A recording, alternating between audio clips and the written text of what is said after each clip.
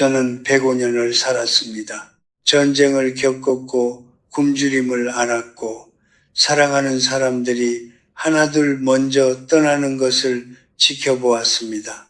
그리고 그 긴 세월 동안 저는 수많은 사람들의 삶과 죽음을 곁에서 목격했습니다. 젊게 죽은 사람들도 있었고 오래 산 사람들도 있었습니다. 그런데 한 가지 제가 도저히 이해할 수 없었던 장면이 있었습니다. 매일 아침 공원에 나와 누구보다 열심히 걷고 땀을 흘리고 스스로를 채찍질하던 사람들이 어느 날 갑자기 조용히 사라지는 것이었습니다. 반면에 천천히 걷고 무리하지 않고 자신의 몸과 조용히 대화하듯 움직이던 사람들은 오래도록 그 자리에 남아 있었습니다. 처음에는 우연이라고 생각했습니다. 그러나 수십 년이 지나고 수백 명의 사례가 쌓이고 나서야 저는 깨달았습니다. 이것은 우연이 아니었습니다.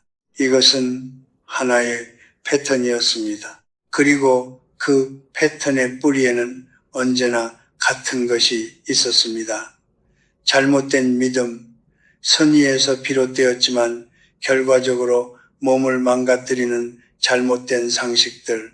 여러분, 저는 오늘 여러분께 불편한 이야기를 하려고 합니다. 운동을 많이 할수록 건강하다는 말, 여러분도 믿고 계십니까? 땀을 흘려야 운동이다 라는 말, 한 번도 의심해 보신 적 없으십니까? 아파도 참고 해야 강해진다는 말을 어쩌면 여러분 자신에게 수없이 되풀이하며 몸을 몰아붙이고 있지는 않으십니까? 저는 이 믿음들이 거짓이라고 말하려는 것이 아닙니다. 젊었을 때는 맞을 수도 있습니다. 그러나 노년에는 이 믿음들이 때로 흉기가 됩니다. 선의로 들고 있는 흉기, 스스로 자신을 해치면서도 그것이 덕이라고 착각하는 가장 조용하고 가장 잔인한 형태의 자기 파괴. 저는 105년의 삶에서 단 하나의 진실을 배웠습니다. 몸은 절대로 거짓말을 하지 않는다는 것입니다. 피곤하다고 말하면 실제로 피곤한 것입니다. 아프다고 말하면 실제로 손상이 시작된 것입니다. 쉬고 싶다고 말하면 그것이 가장 정직한 처방입니다. 그런데 우리는 특히 스스로에게 엄격하고 평생 성실하게 살아온 세대일수록 몸의 말을 듣지 않습니다. 의지로 덮으려 합니다. 참음으로 이기려 합니다. 그 결과가 무엇인지 저는 너무나 많이 보았습니다. 오늘 저는 여러분께 6가지 이야기를 드릴 것입니다. 노년의 건강에 관한 6가지 잘못된 믿음, 그리고 그 믿음이 어떻게 사람들을 쓰러뜨리는지에 대한 이야기입니다. 무서운 이야기가 아닙니다. 오히려 이 이야기를 듣고 나면 여러분은 비로소 자신의 몸을 더 사랑하게 될 것입니다. 더 현명하게, 더 오래, 더 품위 있게 살아가는 법을 알게 될 것입니다. 105년을 살아온 사람의 말을 잠시만 귀 기울여 주십시오. 제가 85살이 되던 해의 일입니다. 같은 아파트 단지에 살던 한 분이 계셨습니다. 73살의 전직 교장 선생님이었는데 평생 교단에서 규율과 성실을 가르쳐온 분답게 은퇴 후에도 하루도 빠짐없이 새벽 5시에 일어나 공원을 걸으셨습니다. 처음에는 한 바퀴, 그 다음에는 2바퀴, 나중에는 매일 10,000보 이상을 목표로 삼으셨습니다. 주변 사람들은 모두 그분을 건강의 표본이라고 불렀습니다. 그분 스스로도 그것을 자랑스러워 하셨습니다. 그런데 어느 날 아침 그분은 공원 벤치에서 일어나지 못습니다. 무릎이 완전히 망가져 있었습니다. 연골은 이미 오래전부터 닳아 없어진 상태였고 고관절에는 미세 골절이 여러 군데 생겨 있었습니다. 의사는 말했습니다. 왜 이렇게 될 때까지 참으셨습니까? 그분은 대답하셨습니다. 아픈 줄 몰랐습니다. 아니, 알았지만 걷는 게 좋은 거라고 믿었습니다. 저는 그 말을 듣고 오랫동안 마음이 무거웠습니다. 많이 걸을수록 좋다는 믿음은 어디서 온 것일까요? 텔레비전에서, 건강 잡지에서 혹은 의사에게서 들은 말일 수도 있습니다. 틀린 말이 아닙니다. 젊고 건강한 관절을 가진 사람에게는 그러나 노년의 몸은 다릅니다. 이른이 넘은 무릎은 이미 수십 년의 하중을 견뎌온 구조물입니다. 콘크리트 바닥 위를 매일 10,000보씩 걷는다는 것은 낡은 다리 위로 매일 트럭을 몰고 지나가는 것과 다르지 않습니다. 세계보건기구 WHO의 연구에 따르면 65세 이상 노인의 낙상 사고 중 상당수는 과도한 보행으로 인한 관절 약화와 직접적인 연관이 있습니다. 낙상은 단순한 사고가 아닙니다. 노년의 낙상은 골절로 이어지고 골절은 장기 입원으로 이어지고 장기 입원은 급격한 근력 저하로 이어지고 그것은 결국 죽음으로 이어지는 경우가 너무도 많습니다. 통계는 냉정합니다. 고관절 골절을 겪은 노인의 1년 이내 사망률은 20%에서 30%에 달합니다. 그렇다면 걷지 말라는 것이냐고 물으시겠습니까? 아닙니다. 저는 지금도 걷습니다. 그러나 저는 얼마나 많이가 아니라 얼마나 현명하게를 묻습니다. 딱딱한 콘크리트 대신 흙길이나 잔디 위를 걷습니다. 10,000보를 채우려는 강박 대신 오늘 내 무릎이 편안하게 받아들일 수 있는 만큼만 걷습니다. 걸으면서 몸의 소리를 듣습니다. 무릎에서 신호가 오면 멈춥니다. 그것이 패배가 아닙니다. 그것이 지혜입니다. 노년의 운동에서 가장 중요한 단어는 강도가 아니라 지속성입니다. 매일 30분씩 무리 없이 즐겁게 움직이는 사람이 매일 10,000보를 채우려다 무릎을 망가뜨린 사람보다 훨씬 오래, 훨씬 자유롭게 삽니다. 저는 이것을 책에서 배운 것이 아닙니다. 105년 동안 수많은 사람들의 걸음을 지켜보며 배운 것입니다. 몸은 정복의 대상이 아닙니다. 몸은 동반자입니다. 그리고 좋은 동반자를 대하듯 무리하게 몰아붙이는 것이 아니라 그 한계를 존중하고 천천히 함께 걸어가는 것, 그것이 노년의 걷기가 되어야 합니다. 걸음의 수를 세지 마십시오. 대신 오늘 걸음이 얼마나 가벼웠는지를 느끼십시오. 그것이 진짜 건강의 척도입니다. 제가 92살이 되던 해 여름이었습니다. 오랜 지인 중에 78의 전직 군인 출신 분이 계셨습니다. 평생 규율과 인내로 살아온 분이었습니다. 그분은 여름마다 땀복을 입고 타약볕 아래서 운동을 하셨습니다. 땀을 많이 흘려야 몸속 독소가 빠진다고 굳게 믿으셨기 때문입니다. 주변에서 걱정을 해도 손을 저으셨습니다. 이 정도 더위쯤은 견뎌야지 약해 빠지면 안 돼. 그분은 자신의 의지를 자랑스러워 하셨습니다. 그리고 그해 7월 그분은 운동 도중 갑자기 쓰러지셨습니다. 열사병이었습니다.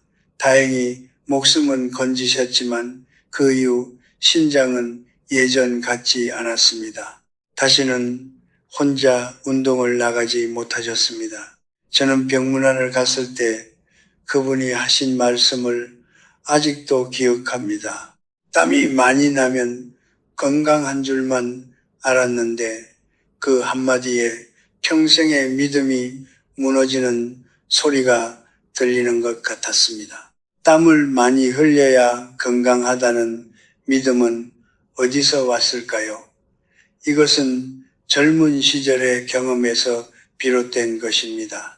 젊었을 때는 격렬하게 운동하고 땀을 흘린 후 개운한 느낌을 받습니다. 심장은 강하고 신장은 빠르게 수분을 보충하며 전해질 균형도 금세 회복됩니다. 그러나 노년의 몸은 전혀 다른 방식으로 작동합니다. 나이가 들수록 신체의 수분 조절 능력은 현저히 떨어집니다. 갈증을 느끼는 감각 자체가 둔해지기 때문에 이미 탈수 상태에 이르러도 목이 마르지 않다고 느끼는 경우가 많습니다. 과도한 발화는 체내 나트륨과 칼륨의 균형을 무너뜨리고 이 전해질 불균형은 신장 부정맥을 유발할 수 있습니다. 노년에 운동 중 갑자기 심장이 붙는 사례들의 상당수는 바로 이 메커니즘으로 설명됩니다. 땀은 건강의 증거가 아닙니다. 땀은 그저 몸이 열을 식히는 생리적 반응일 뿐입니다. 노년에 땀을 많이 흘렸다면 그것은 칭찬받을 일이 아니라 지금 당장 수분을 보충하고 몸을 식혀야 한다는 경고 신호입니다. 그리고 세 번째 믿음, 아파도 참고 운동해야 이겨낼 수 있다는 것에 대해 말씀드려야겠습니다. 저는 이 믿음이 가장 무서운 믿음이라고 생각합니다. 왜냐하면 이것은 덕처럼 보이기 때문입니다. 인내, 극기, 의지력, 이것들은 우리 세대가 평생 숭상해온 가치들입니다. 그러나 운동 중에 통증 앞에서는 이 미덕들이 독이 됩니다. 제 친구 중에 75세 등산을 즐기던 분이 계셨습니다. 어느 날부터 무릎에 통증이 오기 시작했지만 이 정도 아픔에 포기하면 안 된다며 계속 산을 오르셨습니다. 2달 후 그분은 반월판 연골이 파열된 채로 수술대에 올랐습니다. 수술 후 의사는 말했습니다. 처음 통증이 왔을 때 바로 오셨다면 간단한 치료로 끝났을 겁니다. 작은 신호를 무시한 대가로 그분은 2번 다시 산에 오르지 못하게 되었습니다. 통증은 몸이 보내는 언어입니다. 몸이 멈춰라고 말하는데 우리가 아니야, 더 해야 해라고 대답하는 것은 대화가 아니라 폭력입니다. 젊은 시절의 근육통과 노년의 관절 통증은 근본적으로 다릅니다. 젊었을 때의 통증은 대부분 성장의 신호이지만 노년의 통증은 대부분 손상의 신호입니다. 이 차이를 이해하지 못하면 의지는 회복을 돕는 것이 아니라 파괴를 가속화합니다. 105년을 살면서 저는 가장 용감한 사람이 누구인지 알게 되었습니다. 그것은 고통을 참고 끝까지 밀어붙이는 사람이 아닙니다.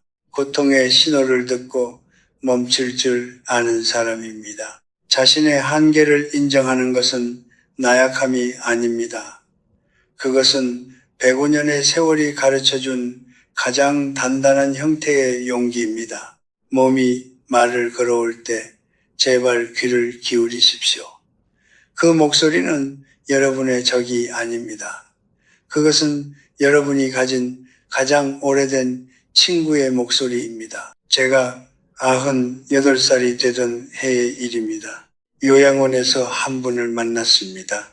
79의 전직 회사원이었는데 불과 2년 전까지만 해도 혼자 시장을 보고 손자들과 산책을 하고 아파트 계단을 오르내리던 분이었습니다. 그런데 어느 날 욕실에서 미끄러지면서 고관절이 골절되었고 수술 후 회복 과정에서 급격히 몸이 쇠약해지셨습니다. 병상에서 몇 달을 보내는 동안 근육이 무섭도록 빠르게 빠져나갔고 퇴원 후에도 혼자서는 일어나 앉는 것조차 힘겨워지셨습니다. 그분은 저를 보며 이렇게 말씀하셨습니다. 근력 운동이라는 걸 한 번도 해본 적이 없어요. 그런 건 젊은 사람들이 하는 거라고만 생각했거든요. 그 말이 제 가슴 깊이 박혔습니다. 왜냐하면 그것은 단지 한 사람의 이야기가 아니었기 때문입니다. 그것은 우리 세대 전체가 공유하는 편견이었기 때문입니다. 근력 운동은 젊은이들이 헬스장에서 하는 것, 노인이 무슨 역기를 드느냐, 우리 때는 그냥 걷기만 해도 충분했어. 이런 말들 여러분도 한 번쯤 하셨거나 들으셨을 것입니다. 그리고 저도 한때는 그렇게 생각했습니다. 그러나 이제 저는 압니다. 이 편견이 얼마나 많은 노인들의 마지막 몇 년을 침대 위에 가두어 놓았는지를 의학계에서는 이것을 근감소증, 즉 sarcopenia라고 부릅니다. 사람은 30대 중반부터 매년 약 1%씩 근육량이 줄어들기 시작합니다. 60대가 되면 그 속도는 더 빨라지고 70대에 이르면 많은 분들이 전성기 근육량의 절반 이하만을 유지하게 됩니다. 문제는 근육이 단순히 힘의 문제가 아니라는 것입니다. 근육은 체온을 조절하고 혈당을 안정시키고 면역 기능을 지탱하며 무엇보다 낙상으로부터 몸을 보호하는 마지막 방어선입니다. 근육이 줄어든다는 것은 이 모든 방어막이 함께 허물어진다는 것을 의미합니다.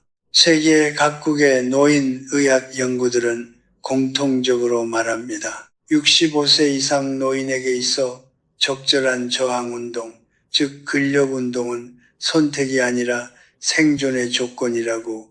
실제로 꾸준히 가벼운 근력 운동을 해온 노인은 그렇지 않은 노인에 비해 낙상 위험이 현저히 낮고 골절 후 회복 속도도 훨씬 빠릅니다. 더 중요한 것은 근력이 유지된 노인은 더 오래 혼자서 살아갈 수 있다는 것입니다. 누군가의 부축 없이 스스로 일어서고 스스로 걷고 스스로 결정할 수 있다는 것. 저는 그것이 노년의 가장 근본적인 존엄이라고 생각합니다. 근력 운동은 헬스장에서 무거운 바벨을 드는 것만이 아닙니다. 의자에 앉았다가 천천히 일어서는 동작을 하루에 10번 반복하는 것, 벽에 손을 짚고 가볍게 발굽혀 펴기를 하는 것, 누운 자세에서 다리를 들어 올리는 것, 이런 작은 움직임들이 쌓여서 근육을 지키고 근육이 삶의 독립성을 지킵니다. 거창할 필요가 없습니다. 매일 조금씩 꾸준히 하는 것으로 충분합니다. 저는 지금도 매일 아침 침대에서 일어나기 전 누운 채로 다리 운동을 합니다. 오래 걸리지 않습니다. 그러나 저는 압니다. 그 몇 분이 오늘 하루 제가 스스로 일어설 수 있는 힘을 만들어 준다는 것을. 그리고 스스로 일어설 수 있는 사람은 누구에게도 함부로 무시당하지 않습니다. 근육은 단순한 신체 조직이 아닙니다. 근육은 존엄입니다. 근육은 자유입니다. 근육은 노년에 자기 자신으로 살아갈 수 있는 마지막 권리입니다. 그 권리를 지키는 것을 젊은이들의 일이라고 미루지 마십시오. 지금 이 순간 여러분의 일입니다. 제가 100살이 되던 해일입니다. 오랫동안 알고 지내던 76의 여성분이 계셨습니다. 평생 가족을 위해 밥을 짓고 남을 먹이는 것으로 사랑을 표현해 온 분이었습니다. 은퇴 후에도 그 습관은 자신에게로 향했습니다. 운동을 마치고 나면 식욕이 없어도 억지로 식사를 챙기셨습니다. 운동했으니까 먹어야 힘이 생기지라는 말을 주문처럼 되뇌이면서 주변 사람들도 걱정스럽게 물으면 오히려 손을 저으셨습니다. 안 먹으면 더 약해져. 억지로라도 먹어야 해.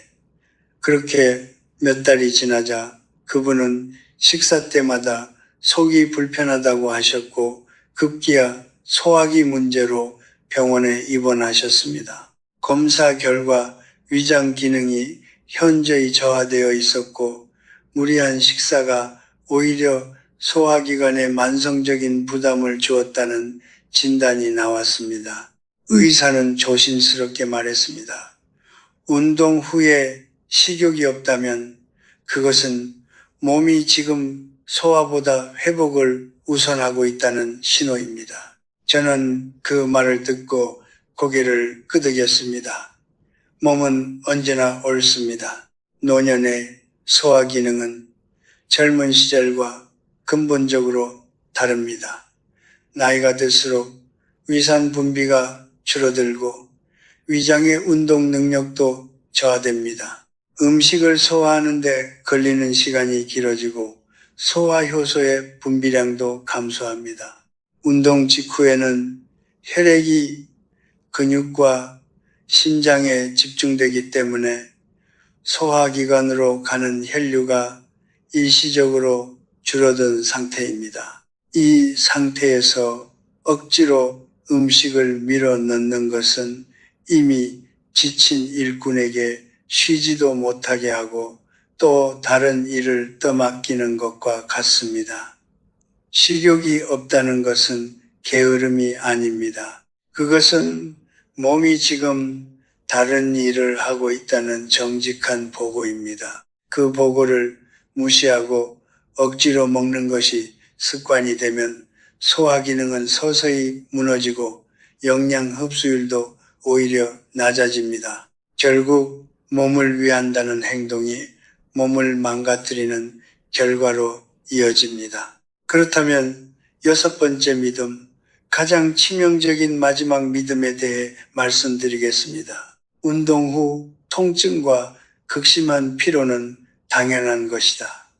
이 믿음이 왜 가장 무섭냐고 하면 그것이 위험 신호를 성취감으로 둔갑시키기 때문입니다. 저는 이것을 착각의 덫이라고 부릅니다. 제 지인 중에 일어난 사례 전직 체육교사 출신 분이 계셨습니다. 운동에 관해서라면 누구보다 자신 있던 분이었습니다. 그분은 운동 후에 어지럽고 가슴이 두근거리며 숨이 가빠도 이 정도는 운동 효과지라며 대수롭지 않게 여기셨습니다. 그것이 젊은 시절에 배운 방식이었기 때문입니다. 그러나 어느 날 운동 중에 가슴을 움켜쥐고 쓰러지셨습니다. 심근경색이었습니다. 병원에서 의사는 말했습니다. 몇 달 전부터 전조 증상이 있었을 겁니다. 왜 오시지 않으셨습니까? 그분은 병실에서 저에게 조용히 말씀하셨습니다. 운동 효과라고 생각했어요. 운동 후에 가벼운 피로감과 위험 신호 사이에는 분명한 차이가 있습니다.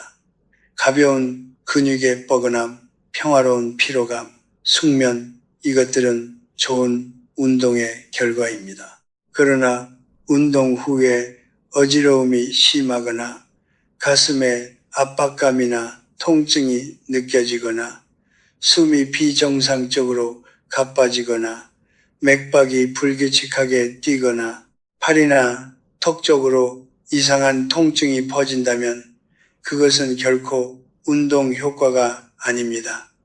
그것은 심장이 보내는 긴급 신호입니다. 그 신호를 당연한 것으로 받아들이는 순간 여러분은 가장 위험한 착각 속으로 걸어 들어가는 것입니다. 노년의 운동에서 진짜 용기는 한계까지 밀어붙이는 것이 아닙니다. 신호를 읽고 멈추고 필요하다면 즉시 도움을 요청하는 것입니다. 그것이 비겁함이 아니라 105년을 살아온 제가 증언할 수 있는 가장 현명한 생존의 방식입니다. 몸이 보내는 신호를 당연하다고 묵살하지 마십시오.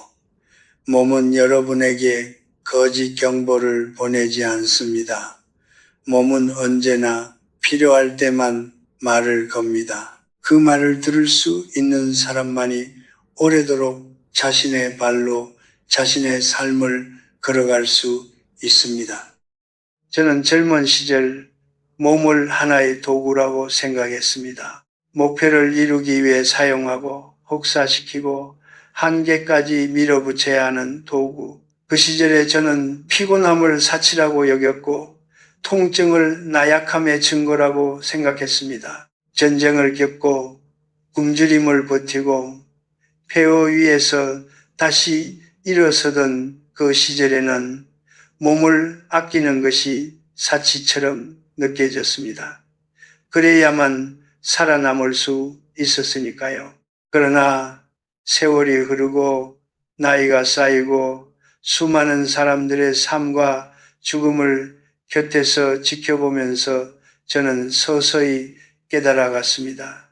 몸은 도구가 아니라는 것을, 몸은 우리가 이 세상에서 살아가는 동안 함께하는 가장 오래된 동반자라는 것을, 동반자를 대하는 방식은 도구를 대하는 방식과 다릅니다. 도구는 부서지면 교체하면 됩니다.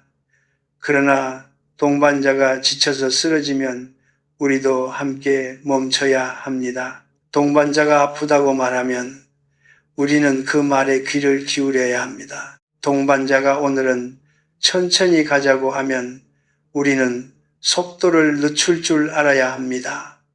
노년의 운동 철학은 바로 이 한 문장으로 요약됩니다. 몸을 정복하려 하지 말고 몸과 함께 걸어가라. 그렇다면 구체적으로 어떻게 해야 할까요?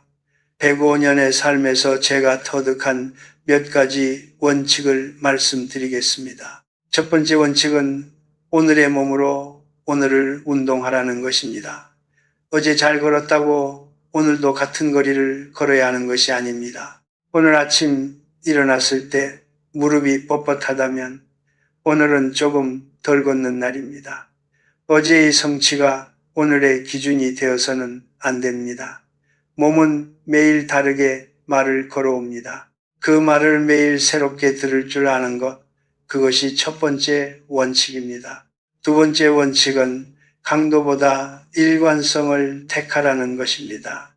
일주일에 하루 2시간 격렬하게 운동하는 것보다 매일 30분씩 가볍고 꾸준하게 움직이는 것이 노년의 몸에는 훨씬 이롭습니다. 심장은 갑작스러운 부하에 취약합니다.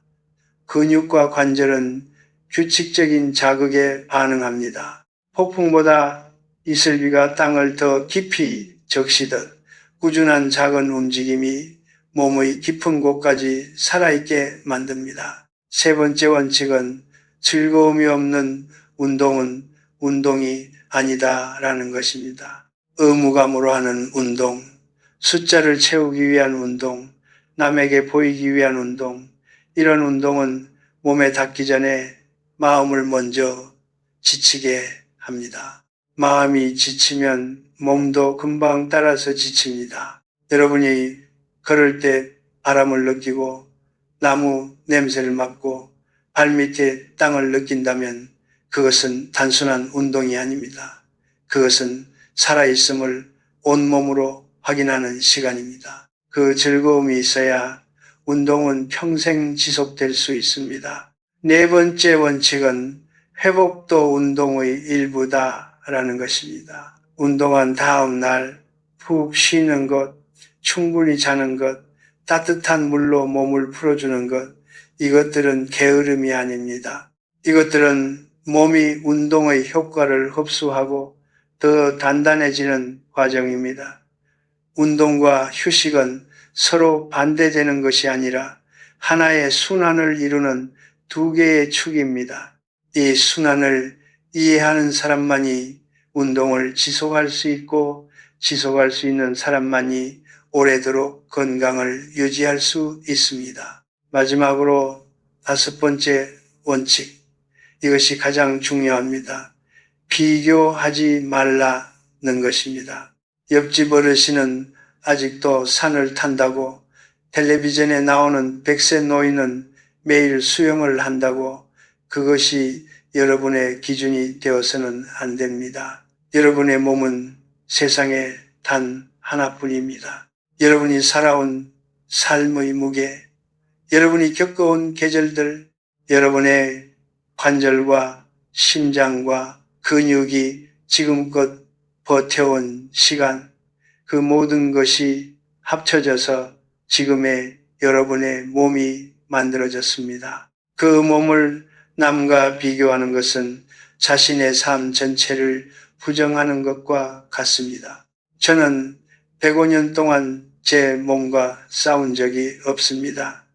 젊은 시절에는 몸을 혹사시켰지만 나이가 들면서 저는 몸과 화해했습니다. 그리고 그 화해 이후로 저의 삶은 훨씬 더 가볍고 훨씬 더 오래 이어질 수 있었습니다. 몸과 싸우지 마십시오. 몸과 대화하십시오. 몸의 말에 귀를 기울이십시오. 그것이 노년을 품위 있게 살아가는 가장 근본적인 방법입니다. 여러분의 몸은 여러분의 적이 아닙니다.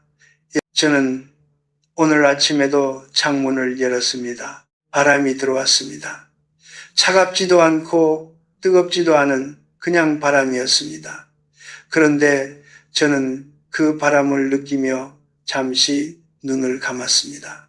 105년을 살아오는 동안 저는 수없이 많은 아침을 맞이했습니다. 전쟁의 포연이 가득하던 아침도 있었고, 배가 고파 눈을 뜨기 싫던 아침도 있었고, 사랑하는 사람을 떠나보내고 눈물로 시작한 아침도 있었습니다. 그러나 지금 이 아침 창문을 통해 들어오는 이 평범한 바람이 그 모든 아침들 중에서 가장 소중하게 느껴집니다. 왜냐하면 저는 이제 압니다. 평범함이 얼마나 대단한 것인지를.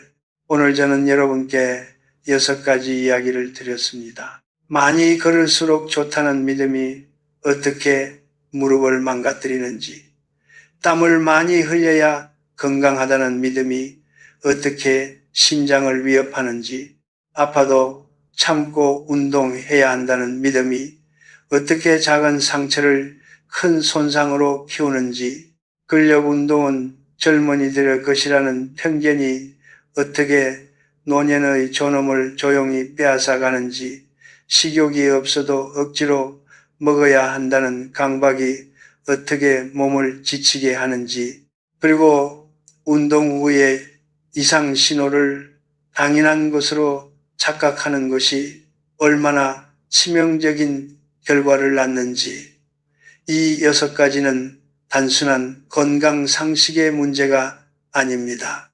이것은 우리가 자신의 몸을 어떻게 바라보는가 하는 삶의 철학의 문제입니다. 평생 성실하게 살아온 세대일수록 우리는 스스로에게 가혹합니다. 쉬는 것을 죄악처럼 여기고 멈추는 것을 패배처럼 느끼며 약해지는 것을 수치처럼 받아들입니다. 그러나 저는 105년을 살아오면서 깨달았습니다. 진짜 강함은 한계를 무시하는 것이 아니라 한계를 아는 것에서 온다는 것을, 진짜 용기는 고통을 참는 것이 아니라 멈출 줄 아는 것에서 온다는 것을, 그리고 진짜 건강은 남보다 더 많이 더 강하게 운동하는 것이 아니라 오늘의 내 몸과 정직하게 대화하는 것에서 온다는 것을 저는 여러분께 더 열심히 살라고 말하려는 것이 아닙니다. 오히려 반대입니다. 저는 여러분께 이제 조금 덜 싸우셔도 된다고 말씀드리고 싶습니다. 몸과의 싸움을 내려놓으십시오. 숫자와의 싸움을 내려놓으십시오. 남과의 비교라는 무거운 짐을 내려놓으십시오. 그 짐들을 내려놓고 나면 비로소 보이기 시작합니다. 오늘 아침 창문으로 들어온 바람이 얼마나 선물 같은 것인지 내 두 발로 마당을 걸을 수 있다는 것이 얼마나 놀라운 일인지, 따뜻한 국물 한 모금이 얼마나 깊은 위로가 되는지를. 인생의 후반부는 속도를 높이는 시간이 아닙니다. 그것은 속도를 늦추고 주변을 돌아보고 지금 이 순간을 온전히 느끼는 시간입니다. 젊은 시절에는 미래를 향해 달려가느라 현재를 지나쳤습니다. 그러나 노년에는 현재가 전부입니다. 오늘 아침의 바람, 오늘 점심에 따뜻한 밥 한 그릇, 오늘 저녁 창밖으로 지는 노을.